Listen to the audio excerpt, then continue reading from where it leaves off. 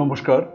গল্প বৈঠকের গল্পের আসরে নিয়মিত শুনবেন বাংলা সাহিত্য ও বিশ্ব সাহিত্যের নানা স্বাদের জানা অজানা গল্পের অডিও ভার্সন। বাংলা গল্প শুনুন, ভালো লাগলে গল্প বৈঠককে শেয়ার করুন, লাইক করুন এবং কমেন্টস করে আমাদের পাশে থাকুন।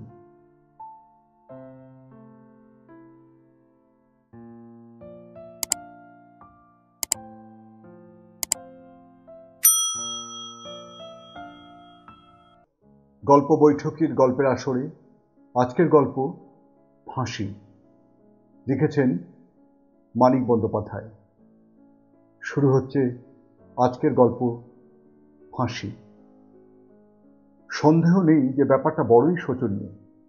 কে কল্পনা করিতে পারিত ৩২ বৎসর বয়স পর্যন্ত স্বাভাবিক শান্ত জীবন যাপন করিবার পর গণপতি শেষ পর্যন্ত এমন একটা ভয়ানক ব্যাপারে জড়াইয়া পড়িবে। শিক্ষিত সদ্বংশের ছেলে, কথায় ব্যবহারে ভদ্র ও নিরীহ, জীবনে ধরিতে গেলে একরকম সব দিক দিয়াই সুখী, সে কিনা একটা লজ্জাকর হত্যাকাণ্ডের আসামি হইয়া ধরা পড়িল। লোকে একেবারে বনিয়া গেল। চরিত্রবান সংযত প্রকৃতির ভদ্রলোকের মুখোশ পড়িয়া কিভাবেই সকলকে এতদিন খুনিটা ঠকাইয়া আসিয়াছিল। কি সাংঘাতিক মানুষে! জগতে এমন মানুষও থাকে। গণপতিকে পুলিশে ধরিবার পর ভীত, বিব্রত ও লজ্জায় দুঃখে আদমরা আত্মীয় স্বজনের চেয়ে পরিচিত ও অর্ধপরিচিত অনাত্মীয় মানুষগুলোর উত্তেজনাই যেন মনে লাগিল প্রখরতর।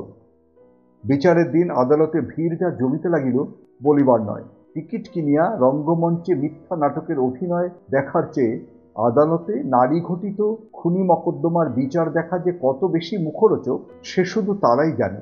রোজ খবরের কাগজে আগের দিনের আইন কানুনের কার্যকলাপের বিবরণ পড়িয়া যাহাদের কৌতূহল মেটে না, বেলা 10টায় খাওয়া দাওয়া সারিয়া উকিল মোক্তারের মতো আদালতে ছুটিয়া যায়। বাড়িতেই গণপতির 3 জন উকিল। তার বাবা রাজেন্দ্রনাথ এককালে মস্ত উকিল ছিলেন। মাসে একসময় তিনি 10,000 টাকা উপার্জন করিয়াছেন। এখন 70 বৎসর বয়সে আর কোর্টে যান না। বড় ছেলে পশুপতি বছর 12 প্র্যাকটিস করিতেছে। বাপের মতো না হোক, নামডাক তারও মন্দ নয়। গণপতির ছোট ভাই মহিপতিও উকিল, তবে আনকোড়া নতুন। বড় উকিলের বড় উকিল বন্ধু থাকে, সম ব্যবসায়ী কিনা। গণপতির পক্ষ সমর্থনের জন্য অনেকগুলো নামকরা আইনজ্ঞ মানুষ একত্রিত হইলেন যে তাতে মামলার গুরুত্ব গুরুতর রকম বাড়িয়া গেল।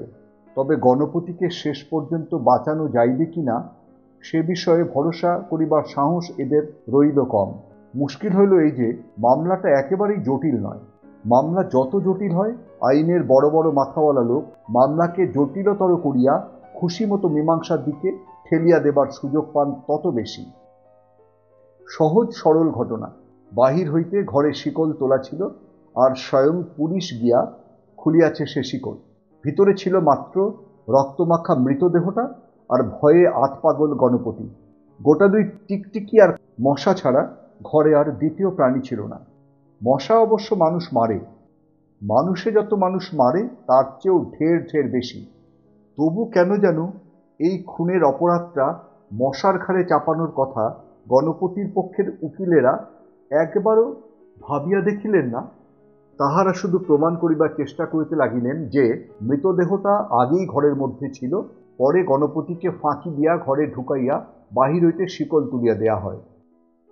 বড় বিপদ, দয়া করে একবার আসবেন। এই কথা বলিয়া গণপতিকে ফাঁকি দিয়াছিল একটি লোক, যার বয়স ছিল প্রায় 40। পরনে ছিল কোঁচকানো ধুতি, সিল্কের পাঞ্জাবি আর পালিশ করা ডার্বি শু, গোঁফদাড়ি কামানো, চোখে পুরু কাচের চশমা, বিবর্ণ ফর্সা রং।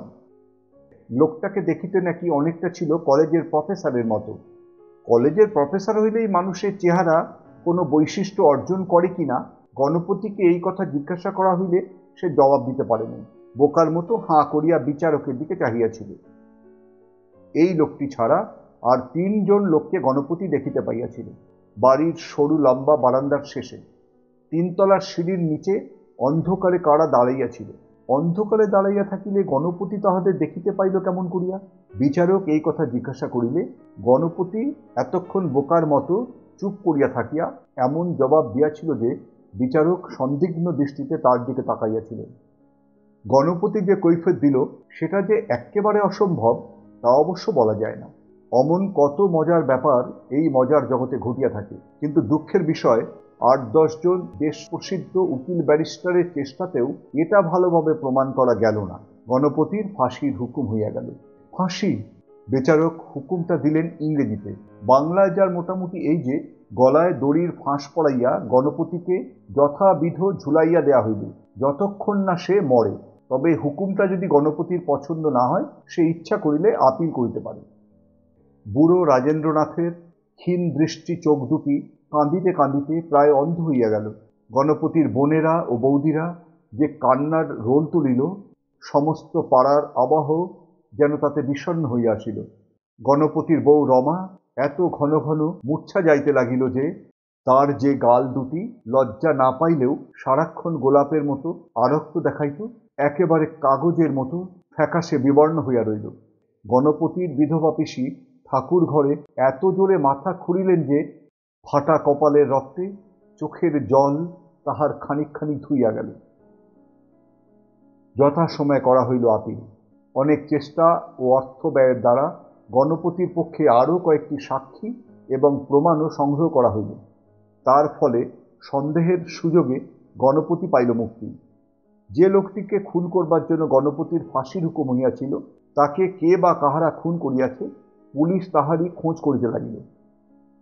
বাড়ি ফিরিবার অধিকার জুটিল অপরাহ্নে। আকাশ ভরিয়া তখন মেঘ করিয়াছে। অপরাহ্নে খুব ঘটা করিয়া মেঘ করিলে মনে হয় বই কি এ আর কিছু নয়, রাত্রিরই বাড়াবাড়ি। গণপতির কান্না আসিতেছিল, আনন্দে নয়, শান্তিতে নয়, বিগলিত মানসিক ভাব প্রবণতার জন্য নয়, সম্পূর্ণ অকারণে, একটা চিন্তাহীন স্তব্ধ অন্যমনস্কতায়। বন্ধু বান্ধবের হাত এড়াইয়া সে পশুপতির সঙ্গে ব্যারিস্টার মিস্টার দের মটরে উঠিয়া বসিল। মটরের কোণে গা এলাইয়া দিয়া পশুপতি ফোঁস করিয়া ফেলিল একটা নিঃশ্বাস।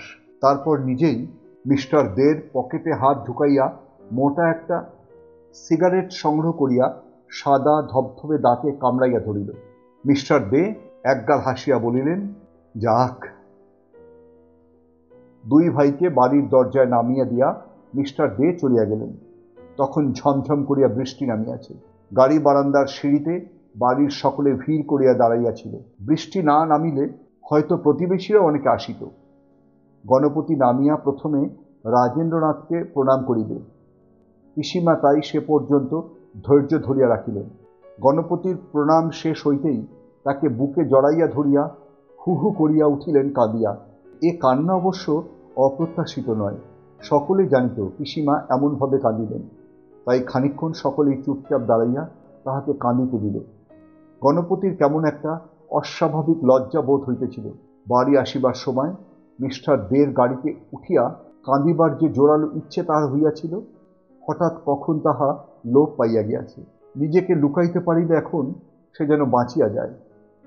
নিজের বাড়িতে আপন জনের আবেষ্টনীর মধ্যে ক্রন্দনশীলা পিসিমার বক্ষলগ্ন হইয়া থাকিবার সময় জেলখানার তাহার সেই নিভৃত সেলটির জন্যে গণপতির সমস্ত মনটা লোলুপ হইয়া উঠিয়াছে। মনে হইতেছে আর কিছুক্ষণ এমনিভাবে কাটিলে তার মাথার মধ্যে একটা কিছু ছিঁড়িয়া যাইবে। আর কেহ কাঁদিতেছে না দেখিয়া পিসিমা একটু পরে আত্মসংবরণ করিলেন। তখন পশুপতির স্ত্রী পরিমল বলিল, কি চেহারাই হয়েছে তোমার ঠাকুরপো। গণপতি গলা সাফ করিয়া মৃদু একটু হাসিয়া বিনয়ের সঙ্গে বলিল, আর চেহারা! যার জীবন যাইতে বসিয়াছিল চেহারা দিয়া সে কি করিবে? এই কথাটাই গণপতি এমনিভাবে বলিতে চাহিয়াছিল, কিন্তু শোনাইল অন্যরকম। মনে হইল বৌদির স্নেহপূর্ণ উৎকণ্ঠার জবাবে সে যেন ভারী রূঢ় একটা ভদ্রতা করিয়াছে। গণপতিও হঠাৎ তাহা খেয়াল করিয়া মনে মনে অবাক হইয়া গেল। এমন শোনাইল কেন কথাটা? রোগ হইয়া যাহার জীবন যাইতে বসে সে ভালো হইয়া উঠিলে এমনিভাবে যখন কেহ তাহার চেহারা সম্বন্ধে উৎকণ্ঠা প্রকাশ করে তখন অবিকল এমনিভাবেই তো জবাব দিতে হয়। চেহারা কেন খারাপ হইয়াছে চেহারা সম্বন্ধে উভয় পক্ষেরই যখন তাহা জানা থাকে, এই তো তখন বলা বলি রীতি। অথচ আজ এই কথোপকথন তার এতগুলো আপনজনের কানে গিয়া আঘাত করিয়াছে। কারণটা গণপতি যেন বুঝিতে পারিল। রোগে যে রোগা হয় চেহারা খারাপ হওয়ার অধিকার তার আছে, সেটা তার দোষ নয়, কিন্তু খুনের দায়ে জেলে গিয়া রোগা হইয়া আসিবার অধিকার এ জগতে কাহার তো নাই। সে তো পাপের ফল। অন্যায়ের প্রতিক্রিয়া তার দুর্বল দেহ ও পাংশু মুখ যে শুধু এই কথাটাই ঘোষণা করিতেছে। অতি লজ্জাকর একটা খুনের দায়ে সে পুলিশের হাতে ধরা পড়িয়াছিল। মাথাটা ঘুরিতেছিল। গণপতি একবার বিহবলের মতো সকলের মুখের দিকে চাহিয়া দেখিল। এতক্ষণে তার চোখ পড়িল রমার দিকে, আর সকলে তার চারদিকে ভিড় করিয়া আসিয়া দাঁড়াইয়াছে। রমা কিন্তু কাছে আসে নাই। পাশের লাইব্রেরি ঘরে ঢুকিবার দরজাটার আড়ালে সে পাথরের মূর্তির মতো স্তব্ধ হইয়া আছে, অনেক দূরে, দীর্ঘ ব্যবধানে। চাহিয়া থাকিতে থাকিতে ব্যবধানটা যেন ক্রমেই বাড়িতে লাগিল, তারপর লুপ্ত হইয়া গেল অন্ধকারে। বাড়ি ফিরিয়া পরিমলের সঙ্গে একটা কথা বলিয়াই গণপতি যে মূর্ছিত হইয়া পড়িয়া গেল, এতে কারো অবাক হওয়ার কারণ ছিল না। আহা, প্রায় 6 মাস ধরিয়া বেচারা কি কম সহ্য করিয়াছে কারাগারের পাষাণ প্রাচীরের অন্তরালে, নিজের জীবন লইয়া ভাগ্যের লটারি খেলার অনিশ্চিত ফলাফলের প্রতীক্ষায়। একাকী দিন কাটানো তো শুধু নয়, বাইরের অদৃশ্য জগতের কাছে ঘাড় মোচড়ানো অফুরন্ত কাল্পনিক লজ্জা ভোগ করাও তো শুধু নয়, গণপতি যে অনেকগুলো দিন ধরিয়া ফাঁসির দিন গুনিয়াছে। ফাঁসি ভাবিতে গেলেও নিরাপদ সহজ মানুষের দম আটকাইয়া আসে না। মূর্ছিত হইয়া পড়িবে বইকি গণপতি। অনেক আগেই তার দুবার মূর্ছা যাওয়া উচিত ছিল। একবার যখন সে নিজের ফাঁসির হুকুম শোনে, আর যখন সে জানিতে পারে এ জীবনের মতো ফাঁসিটা তার বাতিল হইয়া গিয়াছে। আশ্চর্য রকম শক্ত মানুষ বলিয়াই না মূর্ছাটা ঠেকাইয়া রাখিয়াছিল। সহ্য শক্তি রমারও কম নয়। আজ কতকাল সে খুনি আসামির বউ হইয়া বাঁচিয়া আছে, অপাবৃদ্ধ পবিত্র মানুষের ঘরকন্যার মধ্যে, পাড়ার একপাল ভদ্রমহিলার কৌতুক ও কৌতূহল মেশানো সহানুভূতির আকণ্ঠ আবর্তে। কতদিন ধরিয়া সে অহরাত্রি যাপন করিয়াছে, স্বামীর আগামী ফাঁসির তারিখের বৈধব্যকে ক্রমাগত বরণ করিয়া। আপিল যদি না করা হইত, আজ রাত্রি প্রভাত হইলে কাহারও সাধ্য ছিল না রমাকে বউ করিয়া রাখে। তবু এখনো লাইব্রেরি ঘরে ঢুকিবার দরজার আড়ালে পাষাণ প্রতিমার মতো তাহার দাঁড়াইয়া থাকিবার ভঙ্গি দেখিলে অবাক হইয়া যাইতে হয়। না আছে চোখে ভয়, না আছে দেহে শিহরণ, পাষাণ প্রতিমার মতোই তার কাঠিন্য যেন অকৃত্রিম। গণপতি যে মূর্ছিত হইয়া পড়িয়া গেল, তাহাতেও যেন তার কিছু আসিয়া গেল না। এক পা আগানো দূরে থাক, এক পা পিছাইয়া লাইব্রেরি ঘরের ভিতরে আত্মগোপন করাটাই সে ভালো মনে করিল। সত্যবানের মতোই যে স্বামী তাহার মৃত্যুর কবল হইতে ফিরিয়া আসিয়াছে, সেই স্বামীর মূর্ছা ভাঙিবার কি আয়োজন হইল। একবার তাহা চাহিয়া দেখিবার শখটাও অন্তত পক্ষে রমার গেল কোথায়। এ কৌতূহল যে মেয়ে মানুষ দমন করিতে পারে, ধরিত্রীর মতো তার সহ্য শক্তিও সত্যই অতুলনীয়, মৃত ও অসার। মাথায় জল দিতে দিতে অল্পক্ষণ পরেই গণপতির জ্ঞান ফিরিয়া আসিল। জামা কাপড় বদলাইয়া এক বাটি গরম দুধ খাইয়া সে সকলের সঙ্গে ভিতরের ঘরে গিয়া বসিল। পশুপতি একবার প্রস্তাব করিয়াছিল যে গণপতি নিজের ঘরে গিয়া বিছানায় শুইয়া বিশ্রাম করুক। গণপতি নিজেই তাহাতে রাজি হইল না। মূর্ছা ভাঙিবার পর নিজেকে লুকানোর ইচ্ছাটা কি কারণে যেন তাহার কমিয়া গিয়াছে। অনেক জল ঢালিবার ফলে মাথাটা বোধ হয় তাহার ঠান্ডা হইয়া আসিয়াছে। সকলের সঙ্গে কথা বলিবার জন্য এতক্ষণে সে একটু একটু আগ্রহী বরং বোধ করিতে লাগিল। অল্পে অল্পে এ কথা সে কথা হইতে কথাবার্তা অনেকটা সহজ হইয়া আসিল। 6 মাসের মধ্যে আত্মীয় স্বজন অনেকের সঙ্গেই বহুবার গণপতির দেখা হইয়াছে। তবু সে এমনভাবে কথা বলিতে লাগিল যেন ওই সময়কার পারিবারিক ইতিহাসটা ঘুণাক্ষরে জানিবার উপায়ও তাহার ছিল না। 3 মাস আগে জেলে বসিয়া পশুপতির কাছে বাড়ির যে ঘটনার কথা শুনিয়া সে আশ্চর্য হইয়াছিল, আজ পিসিমার মুখে সেই ঘটনার কথা শুনিয়া সে নবজাগ্রত বিস্ময় বোধ করিল। এমনকি যে ব্যাপার এখানে সে স্বয়ং প্রত্যক্ষ করিয়া জেলে গিয়াছিল, পরিমল তার বর্ণনা দিতে আরম্ভ করিলে আজই যেন প্রথম শুনিতেছে এমনভাবে শুনিয়া গেল। স্মৃতি, চিন্তা, অনুভূতি, কল্পনা প্রভৃতি গণপতির ভিতরে কম বেশি জড়াইয়া গিয়াছিল সত্য, তবু জানা কথা ভুলিবার মতো অন্য মনস্কতা তো ফাঁসির আসামির আসিবার কথা নয়। কিন্তু এই অভিনয়ই গণপতির ভালো লাগিতেছিল। এমনই উৎসুকভাবে একথা সে কথা জানিতে চাইল, এবং জবাবে যে যাই বলুক গভীর মনোযোগের সহিত তাহাই শুনিয়া গেল। ক্রমে ক্রমে তার নিজের ও অন্য সকলের যেন বিশ্বাস জন্মাইয়া যাইবে দীর্ঘকালের জন্য সে দূর দেশে বেড়াইতে গিয়াছিল। এতদিন তাহার গৃহে অনুপস্থিত থাকিবার আসল কারণটা সকলে ভুলিয়া যাইবে। হয়তো তাই যাইতে লাগিল, এবং সেই জন্য হয়তো যখন আবার এই আসল কারণটা মনে পড়িবার অনিবার্য কারণ ঘটিতে লাগিল, সকলেই যেন তখন হঠাৎ একটু চমকাইয়া উঠিতে লাগিল। গণপতিকে পুলিশে ধরবার অল্প কিছুদিন আগে মহা সমারোহে তার ছোট বোন রেণুর বিবাহ হইয়াছিল। গণপতি একসময় রেণুর সম্বন্ধে প্রশ্ন করিতে সচকিত ভাব দেখা গেল। এ ওর মুখের দিকে চাহিল, কিন্তু বয়স্ক কেহ জবাব দিল না। শুধু পশুপতির 7 বছরের মেয়ে মায়া বলিল, কাকা, পিসিমাকে শ্বশুরবাড়িতে রোজ মারে। গণপতি অবাক হইয়া বলিল, মারে? মায়া বলিল, তুমি মানুষ মেরেছ কিনা তাই জন্য। 3-4 জন একসঙ্গে ধমক দিতে মায়া সভয়ে চুপ করিয়া গেল। মনে হইল ধমকটা যেন গণপতিকেই দেয়া হইয়াছে, কারণ মায়ার চেয়েও তার মুখখানা শুকাইয়া গেল বেশি। আবার কিছুক্ষণ এখন তাহার কারো মুখের দিকে চোখ তুলিয়া চাইবার ক্ষমতা হইবে না। পশুপতি গলা সাফ করিল, বলিল, ঠিক যে মারে তা নয়, তবে ওরা ব্যবহারটা ভালো করছে না। বড় বোন বেনু বলিল, বিয়ের পর সেই যে নিয়ে গেল মেয়েটাকে, এ পর্যন্ত আর একবারও পাঠায়নি।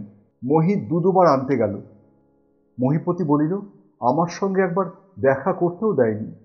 রাজেন্দ্রনাথ কাঁপা গলায় বলিলেন, আহা, থাক না ওসব কথা। বাড়িতে ঢুকতে না ঢুকতে ওকে এসব শোনাবার দরকার কি? ও তার পালিয়ে যাবে না। খানিকক্ষণ সকলে চুপ করিয়া রইল। বাহিরে বাদল মাঝখানে একটু কমিয়াছে, এখন আবার আরো জোরের সঙ্গে বর্ষণ শুরু হইয়াছে। ঘরের মধ্যে এখন ভিজা বাতাসের গাঢ়তম স্পর্শ মেলে। রমা এবারও ঘরে আসে নাই। এবারও সে নিজেকে আড়াল করিয়া রাখিয়াছে পাশের ঘরের দরজার ওদিকে। তবে এবার আর সে দাঁড়াইয়া নাই, মেঝেতে বসিয়া। একতলা রান্নাঘর হইতে ডাল সম্ভারের গন্ধ ভিজা বাতাসকে আশ্রয় করিয়া আসিয়া এ ঘরে জমা হইতেছে। বেনুর বড় মেয়ে সুহাসের অঙ্গ হইতে এসেন্সের যে গন্ধ এতক্ষণ পাওয়া যাইতেছিল, তাহা গিয়াছে ঢাকিয়া। পিসিমা কয়েক মিনিটের জন্য ঠাকুর ঘরে গিয়াছিলেন। প্রসাদ ও প্রাসাদী ফুলের রেকাবি হাতে তিনি এই সময় ফিরিয়া আসিলেন। সকলের আগে গণপতিকে বলিলেন, জুতো থেকে পাটা খুলতো বাবা। জুতার স্পর্শ ত্যাগ করিয়া গণপতি পবিত্র হইলেন। পিসিমা প্রসাদী ফুল লইয়া তাহার কপালে ঠেকাইলেন, তারপর হাতে দিলেন প্রসাদ, এবং আজও আধা মমতা আধা ধমকে সুরে তার চিরন্তন অনুযোগটা শুনাইয়া দিলেন, ঠাকুর দেবতা কিছু তো মানবি নে, শুধু অনাচার করে বেড়াবি। এ ঘরে কেহ কিছু বলিল না, শুধু পাশের ঘরের দরজার ওদিক হইতে অস্ফুট কণ্ঠে শোনা গেল, মা গো। পিসিমা চমকাইয়া বলিলেন, কে গো ওখানে? বৌমা? পরিমল জিজ্ঞাসা করিল, কি হলো রে রমা? রমার আর কোনো সাড়া শব্দ পাওয়া গেল না। পরিমলের কোলের ছেলেটি মেঝেতে হামা দিতে দিতে নাগালের মধ্যে আসিয়া পড়িয়াছিল। গণপতি হাত বাড়াইয়া তাকে কোলে তুলিয়া লইল। ওকে আদর করিবার ছলে মাথা হেট করিয়া থাকা সহজ। রাজেন্দ্রনাথ কাঁপা গলায় বলিলেন, দেখ তো সুহাস, মেজ বৌমার হলো কি? ফিটটিট হলো নাকি? পরিমল বলিল, তুই বস, আমি দেখছি। উঠিয়া গিয়া নিচু গলায় রমাকে কি যেন জিজ্ঞাসাবাদ করিয়া সে ফিরিয়া আসিল। বলিল, না, কিছু হয়নি। কিছু না? একেবারেই কিছু হয় নাই? কি হইবে ওই পাথরের মতো শক্ত মেয়ে মানুষটার? এই যে এতকাল গণপতি জেলখানায় আটক ছিল, ফাঁসি এড়াবার ভরসা কয়েকদিন আগেও তাহার ছিল না। রমা কি একদিন আবেগে ভাঙিয়া পড়িয়াছে? কাঁপিতে কাঁপিতে কাঁদিতে কাঁদিতে ননদ যা কারো বুকে একবারও আশ্রয় খুঁজিয়াছে, কারোকে টের পাইতে দিয়াছে, তার কিছু মাত্র সান্ত্বনার প্রয়োজন আছে। একথা সত্য যে যেদিন হইতে গণপতিকে পুলিশ ধরিয়াছে, সেদিন হইতে সে হাসিতে ভুলিয়া গিয়াছে। দিনের পর দিন কথা কমাইতে কমাইতে প্রায় বোবা হইয়া গিয়াছে। রোগা হইতে হইতে সোনার বরণ তাহার হইয়া গিয়াছে কালি। সেটা আর এমন কি বেশি? দুঃখের ভাগ তো সে দেয় নাই, সান্ত্বনা তো নেয় নাই, লুটাইয়া বুক ফাটা কান্না তো কাঁদে নাই। একদিন বুঝি কাঁদিয়াছিল, শুধু একদিন। গভীর রাত্রে বাড়ির সকলে তখন ঘুমাইয়া পড়িয়াছে, সুহাস ছাড়া। সেদিন সুহাসের বর আসিয়াছিল, তাই বর বউ দুজনেরই হইয়াছিল অনিদ্রারোগ। অত রাত্রে ঘর ছাড়িয়া বাহির হইয়া দুজনে হাত ধরাধরি করিয়া রমার ঘরের সামনে দিয়া তাহাদের কোথায় যাইবার প্রয়োজন হইয়াছিল সে কথা বলা নিছে। নিজের ঘরে রমা একা থাকিত, এখনো তাই থাকে। অনেক বলিয়া অনেক বকিয়াও তাহাকে কাহারও সঙ্গে শুইতে রাজি করানো যায় নাই, এমনকি শ্বশুরের অনুরোধেও না। যাই হোক, রমার ঘরের সামনে সুহাস থমকিয়া দাঁড়াইয়াছিল। কান পাতিয়া ঘরের মধ্যে বিশ্রী একটা গোঙানির আওয়াজ শুনিয়া ভয়ে বেচারির স্বামী সোহাগে তাতানো শরীরটা হইয়া গিয়াছিল হিম। বরকে ঘরে পাঠাইয়া তারপর সে ডাকিয়া তুলিয়াছিল পরিমলকে, বলিয়াছিল, বড় মামি, ঘরের মধ্যে মেজমা গোঙাচ্ছে। গোঙাচ্ছে? ডাকতো ডাকতো মামাকে, ডেকে তোল সুহাস। পশুপতিকে পিছনে করিয়া পা টিপিয়া টিপিয়া গিয়া পরিমল খানিকক্ষণ রুদ্ধ দরজায় কান পাতিয়া রমার গোঙানি শুনিয়াছিল। তারপর জোরে জোরে দরজা ঠেলিয়া ডাকিয়াছিল, মেজবউ, ও মেজবউ, মেজবউ, শীঘ্রই দরজা খোল, মেজবউ, ও মেজবউ, মেজবউ, শীঘ্রই দরজা খোল। প্রথম ডাকেই গোঙানি থামিয়া গিয়াছিল, কিন্তু তারপর অনেক ডাকাডাকিতেও রমা প্রথমে সাড়া দেয় নাই। শেষে ধরা গলায় বলিয়াছিল, কে? আমি। দরজা খোলতো মেজবউ, শীঘ্রই। কেন দিদি? পরিমল অবশ্য সে কৈফিয়ত দেয় নাই, আরো জোরে ধমক দিয়া আবার দরজাই খুলিতে বলিয়াছে। রমারও আর দরজা না খুলিয়া উপায় থাকে নাই। কি হয়েছে দিদি? তুই গোঙাচ্ছিলি কেন রে মেজবউ? রমা বিস্ময়ের ভান করিয়া বলিয়াছিল, গোঙাচ্ছিলাম? কে বললে? বারান্দার আলোয় রমার মুখে চোখে জলের দাগগুলো স্পষ্টই দেখা যাইতেছিল। থামিয়া ঢোক গিলিয়া পরিমল বলিল, আমি নিজে শুনেছি। তুই তবে কাঁদছিলি? না, কাঁদিনি তো।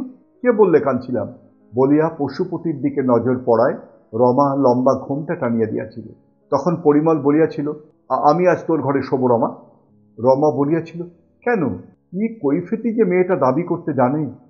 পরিমল ইতস্তত করিয়া বলিয়াছিল, ভয়টয় যদি পাস। রমা বলিয়াছিল, ভয় পাবো কেন? আমারও তো ভয় নেই, বড্ড ঘুম পাচ্ছে দিদি, বলিয়া সকলের মুখের উপর দরজা বন্ধ করিয়া দিয়াছিল। কি রূঢ় ব্যবহার! মনে করিলে আজও পরিমলের গা জ্বালা করে। তারপর হইতে রাত্রে বাইরে গেলে বাড়ির অনেকেই চুপি চুপি রমার ঘরের দরজায় কান পাতিয়া ভিতরের শব্দ শুনিবার চেষ্টা করিয়াছে, কিন্তু আর কোনোদিন কিছু শোনা যায়নি। শোনা যায় দেখি, রমা কি সহজ মেয়ে? হোক না স্বামীর ফাঁসি, সে দিব্যি মস্ত একটা ঘরে সারা রাত একা নাক ডাকিয়া ঘুমাইতে পারে। আজ হঠাৎ অস্পষ্ট স্বরে একবার মাগো বলিয়া ফেলিয়াছে বলিয়াই ওর যে কিছু হইয়াছে এ কথা মনে করিবার কোনো প্রয়োজন নাই। মিস্টার দের কড়া সিগারেট টানিয়া পশুপতি বোধ হয় গলাটা খুসখুস করিতেছিল। সে আর একবার গলা সাফ করিয়া বলিল, রেনুর জন্য তুমি ভেবো না গনু, ওকে আসতে দেয়নি বটে, কিন্তু ওকে কষ্ট দেয় না ওরা। বিবাহের পর শ্বশুর বাড়ি গিয়া আর আসিতে না দিলে 16 বছরের মেয়েকে কষ্ট দেয়া হয় কিনা গণপতি ধারণা করিয়া উঠিতে পারিল না। কিন্তু বোনটার জন্য তার নিজের বড় কষ্ট হইতে লাগিল। মৃদু স্বরে সে বলিল, ওকে একটা তার করে দিলে হয় না? পশুপতি বলিল, তোমার কথা থাকবে, কাজ নেই, কি আর হবে ওতে? মাঝখান থেকে বাড়ির লোকে হয়তো অসন্তুষ্ট হবে, কাল খবরের কাগজেই সব পড়তে পারবে। খবরের কাগজে? তা ঠিক, খবরের কাগজে কাল সব খবরই বাহির হইবে বটে, কিন্তু রেনু কি খবরের কাগজ পড়িতে পায়?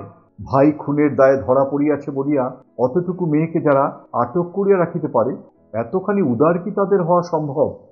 গণপতি পরিমলের ছেলেকে মেঝেতে নামাইয়া দিয়া বলিল, তবু আপিলের ফলটা আগে থাকতে জানতে পারলে।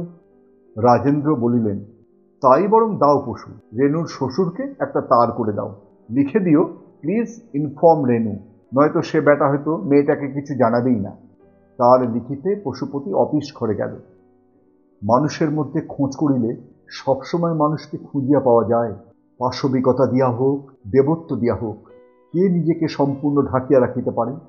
32 বছর যে পরিবারে গণপতি সহজ স্বাভাবিক জীবনযাপন করিয়াছে, আজ সেখানে একটা বিভৎস অসাধারণত্ব অর্জন করিয়া ফিরিয়া আসিয়া সে যেন বিশেষভাবে অনুসন্ধিৎসু হইয়া উঠিবে, এবং এতগুলো মানুষের মধ্যে ক্রমাগত মানুষকে খুঁজিয়া পাইতে থাকিলে তাতে আশ্চর্য কিছু নাই। পলকে পলকে সে টের পাইতে লাগিল, এরা ভুলিতে পারিতেছে না, বিচার নয়, বিশ্লেষণ নয়, বিরাগ অথবা ক্ষুধাও নয়, শুধু স্মরণ করিয়া রাখা যে তাদের এই গণপতির অকথ্য কলঙ্ক রটিয়াছে। দেশের ও দশের কাছে সে পরিবারের মাথা হেঁট হইয়া গিয়াছে।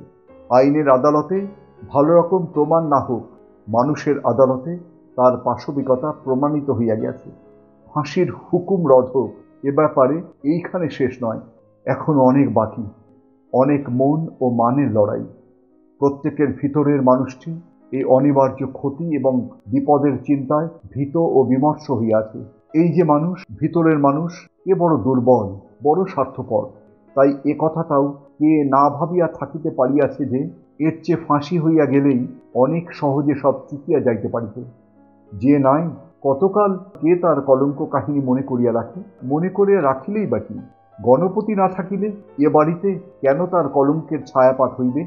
সেটা নিয়ম নয়। লোকে শুধু এই পর্যন্ত ভাবিতে পারিত যে এ বাড়িতে একটা বদলোক থাকিত, যে একটা স্ত্রীলোক ঘটিত অপরাধে জড়িত হইয়া একটা মানুষ খুন করিয়া ফেলিয়াছিল। কিন্তু সে লোকটা এখন আর নাই। এই বাড়ির আবহাওয়া এখন আবার পবিত্র, এ বাড়ির মানুষগুলো ভালো। আর তা হইবার নয়। দুষ্টু মানুষ ঘরে আসিয়াছে, তার দোষে ঘরের আবহাওয়া দূষিত হইয়াছে। দূষিত আবহাওয়া মানবগুলিকে করিয়াছে মন্দ। অন্তত লোকে তো তাই ভাবিবে। এত স্পষ্টভাবে না হোক, মোটামুটি এই চিন্তাগুলি গণপতির অনুসন্ধান তার মনে আনিয়া দিতে লাগিল। ভাবিতে ভাবিতে সহসা রমার জন্য তার মনে দেখা দিল গভীর মমতা। জেলে বসিয়া রমার কথা ভাবিয়া তার খুব কষ্ট হইত, কিন্তু সে ছিল শুধু তার দুর্ভাগ্যের কথা ভাবিয়া। রমা যে যাতনা ভোগ করিতেছে তাই ভাবার কষ্ট। কিন্তু এখন হঠাৎ সে বুঝিতে পারিল, স্বামীর জন্য শুধু ভাবিয়াই রমা রেহাই পায় নাই। নিজের অন্ধকার ভবিষ্যৎটার পীড়ন সহিয়াই তার মহাশক্তির পরীক্ষা শেষ হয় নাই। আরো অনেক কিছু জুটিয়াছে।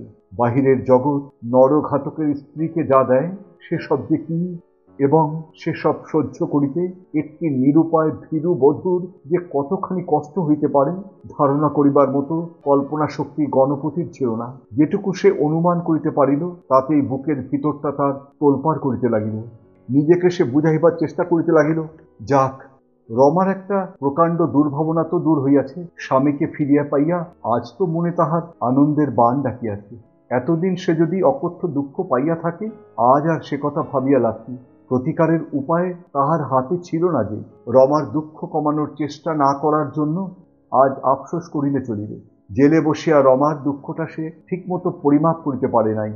অন্যায় যদি কিছু হইয়া থাকে তা শুধু এই, তা এ অন্যায়ের জন্যে রমার আর কি আসিয়া গিয়াছে? সে বুঝিলেই তো রমার দুঃখ কমিত না। রাত্রি 2টোর সময় বৃষ্টি বন্ধ হইল। পাড়ার 2-1জন ভদ্রলোক এবং পাড়ার বাহিরের 2-4জন বন্ধুবান্ধব দেখা করিতে আসিলেন। পশুপতির ইচ্ছা ছিল গণপতি আজ কারো সঙ্গে দেখা না করে। সেই সকলকে বলিয়া দেয় যে গণপতির শরীর খুব খারাপ, সে শুইয়া পড়িয়াছে। কিন্তু গণপতি একথা কানে তুলিল না। নিচে গিয়া সকলের সঙ্গে দেখা ও বসিয়া আলাপ করিল। রমার কথা নূতনভাবে ভাবিতে আরম্ভ করিবার পর গণপতি নিজের মধ্যে একটা নূতন তেজের আবির্ভাব অনুভব করিয়াছিল। সে বুঝিতে পারিয়াছিল, যাই ঘটিয়া থাকুক, ভীরু ও দুর্বলের মতো হাল ছাড়িয়া দিলে চলিবে না। নিজের জোরে আবার তাকে নিজের পরিবার ও সামাজিক জীবন গড়িয়া তুলিতে হইবে। ভূমিকম্পে বাড়ি অল্প বিস্তর জখম হইয়াছে বলিয়া মাঠে বাস করিলে তো তাহার চলিবে না। বাড়িটা আবার মেরামত করিয়া লইতে হইবে। লজ্জায় সে যদি এখন মুখ লুকায়, তার লজ্জার কারণটা যে লোকে আরো বেশি সত্য বলিয়া মনে করিতে আরম্ভ করিবে, আরো বড় বলিয়া ভাবিতে থাকিবে। যাহারা আসিয়াছিলেন গণপতির মুক্তিতে আনন্দ জানানোর ছলে, কৌতূহল মিটাইতেই তাহাদের আগমন। গণপতির সঙ্গে কথা বলিয়া সকলে একটু অবাক হইয়াই বাড়ি গেলেন। মানুষটা ভাঙিয়া চুরিয়া গিয়াছে সন্দেহ নাই, কিন্তু খুব যে নিচে নামিয়াছে কারও তাহা মনে হইল না। সে নিজেই একরকম চেষ্টা করিয়া প্রথম আলাপের আড়ষ্টতা কাটাইয়া আনিল। বেশি বকিল না, বেশি গম্ভীর হইয়া থাকিল না। গোয়ারের মতো ফাঁসির হুকুম পাইবার ব্যাপারটাকে অবহেলা করিয়া একেবারে উড়াইয়াও দিল না। আবার এমন ভাবও দেখাইল না যে ফাঁসির হাত এড়াইবার আনন্দে বিগলিত হইয়া পড়িয়াছে। ভগবান তো আছেন, বিনা দোষে একজনকে তিনি কি শাস্তি দিতে পারেন? এমন আশ্চর্য সরলতার সঙ্গে এমনভাবে গণপতি একবার এই কথাগুলো বলিল যে শ্রোতাদের মনে তার প্রতি সত্য সত্যই একটু শ্রদ্ধার ভাব দেখা দিল। মনে হইল আসিবার সময় লোকটার সম্বন্ধে যে ধারণা তাদের ছিল, লোকটা হয়তো সত্যই অতটা খারাপ নয়। আগন্তুকদের মধ্যে এই পরিবর্তনটুকু টের পাইতে গণপতির বাকি রইল না। জয়ের গর্বে ও আশার আনন্দে তার বুক ফুরিয়া গেল। এবার তাহার বিশ্বাস হইতে লাগিল যে সে পারিবে। তার ভাঙা মান সম্ভ্রমকে আবার সে নিটল করিয়া গড়িয়া তুলিতে পারিবে। তার নামে চারিদিকে যে ঢিঢি পড়িয়া গিয়াছিল, ক্রমে ক্রমে একদিন সে শব্দ ক্ষীণ হইতে ক্ষীণতর হইয়া আসিয়া একেবারে মিলাইয়া যাইবে। তার সম্বন্ধে ঘৃণা ও অশ্রদ্ধার ভাব মরিয়া গিয়া মানুষের মনে আবার জাগিয়া উঠিবে প্রীতি ও শ্রদ্ধা। মানুষের মাঝখানে মানুষের মতো বাঁচিয়া থাকিতে আর তার কোনো অসুবিধা থাকিবে না। রাত্রি বাড়িয়া যাইতেছিল। বাহিরের সকলে চলিয়া গেলে গণপতি আর বেশি দেরি না করিয়া সামান্য কিছু খাইয়া নিজের ঘরে শুইতে গেল। নবজীবনের সূচনা করিতে বাহিরের কয়েকটি লোকের কাছে খানিক আগে সে যে সাফল্য লাভ করিয়াছে, তখনও তার মন হইতে তার মাদকতা ভরা মোহ কাটিয়া যায় নাই, এবং খানিক পরে সেই জন্যই রমার সঙ্গে তার বাধিল বিবাদ। এমন প্রত্যাবর্তনের পর রমার সঙ্গে প্রথম দেখা হওয়া রাত্রে বিবাদ, হয়তো ঠিক তা নয়, কিন্তু রমা ঘরে আসিবার ঘণ্টাখানেক পরে দুজনের মধ্যে যেসব কথার আদান প্রদান হইল, সেগুলি বিবাদের মতোই একটা কিছু হইবে। আবেগ উচ্ছ্বসিত হইয়া উঠিবার সাহস দুজনের কাহারও ছিল না। ঘরে ঢুকিয়া রমা তাই যেমন ধীর পদে তার কাছে আসিল, সেও তেমনি ধীরভাবেই তাকে বুকের মধ্যে গ্রহণ করিল। রমার ওজন অর্ধেক হালকা হইয়া গিয়াছে, কিন্তু গণপতি সেটা ভালো রকম টের পাইল না। তার গায়ের জোরও যে অর্ধেক কমিয়া গিয়াছে। রমার দু চোখ দিয়া আস্তে আস্তে জলের ফোঁটা নামিতেছিল। খানিকক্ষণ পরে সে বলিল, তোমায় ফিরে পাব ভাবিনি। গণপতি তার মাথাটা কাঁধের পাশে চাপিয়া ধরিয়া বলিল, আমিও ভাবিনি আবার এ ঘরে তোমার কাছে ফিরে আসতে পারব। শুধু রমার কাছে নয়, এ ঘরে রমার কাছে ফিরিয়া আসিবার স্বাদ। রমাকে দেখিবার ফাঁকে ফাঁকে এখনো গণপতি ঘরখানা দেখিতেছিল। প্রায় কিছুই বদলায়নি ঘরে। বাগানের দিকে দুটি জানলার কাছে যেখানে যেভাবে খাট পাতা ছিল, আজও সেইখানে তেমনিভাবে পাতা আছে। ও কোণে দেওয়ালে বসানো আলোটার ঠিক নিচে রমার প্রসাদন টেবিল। 6 মাস কি সে প্রসাদন করিয়াছিল? এখানে খাটে বসিয়া আজও আয়নাটাতে তাদের প্রতিবিম্ব দেখা যাইতেছে। রমা আগে মাঝে মাঝে কৌতুক করিয়া জিজ্ঞাসা করিত, ওরা কে গো, আমাদের দেখছে না তো? তার অনুপস্থিতির সময়ের মধ্যে একটা বছর কাবার হইয়া গিয়া নতুন একটা বছর যে আরম্ভ হইয়া গিয়াছে। আরও একটা পরিবর্তন হইয়াছে ঘরে। ঘরের ঔজ্জ্বল্য কমিয়া গিয়াছে। মেঝেটা সেরকম ঝকঝকে নয়। ফটো আর ছবিগুলোতে অল্প অল্প ধুলা আর ঝুল পড়িয়াছে। চারিদিকে আরও যেন আসিয়া জুটিয়াছে অদৃশ্য মলিনতা। রমা একসময় জিজ্ঞাসা করিল, প্রায় 1 ঘণ্টা পরে। গণপতি বলিল, ঘর দেখছি। রমা বলিল, ঘর দেখে আর কি হবে? এ ঘরে তো আমরা আর থাকবো না। থাকবো না? কোন ঘরে যাব তবে? আমরা চলে যাব। রমা বিছানায় নামিয়া একটু সরিয়া ভালো করিয়া বসিল। বিবাদ শুরু হইয়া গিয়াছে। গণপতি একটু বিস্মিত হইয়া বলিল, কোথায় চলে যাব রমা? অনেক বিনিদ্র রাত্রি ব্যাপিয়া রমা এ প্রশ্নের জবাব ভাবিয়া রাখিয়াছে। সে সঙ্গে সঙ্গে জবাব দিল, যেদিকে দু চোখ যায়, অনেক দূরে, অচেনা দেশে। কেউ যেখানে আমাদের চেনে না, নাম ধাম জানে না, সেখানে গিয়ে আমরা বাসা বাঁধব। আজ রাতেই সব বেঁধে ছেঁধে রাখি, কাল সকাল সকাল বেরিয়ে পড়ব। কেমন? আর একটা দিনও আমি এখানে থাকতে পারবো না। গণপতি বোকার মতো জিজ্ঞাসা করল, কেন? রমা স্থির দৃষ্টিতে চাহিয়া থাকিয়া বলিল, বুঝিতে পারছো না?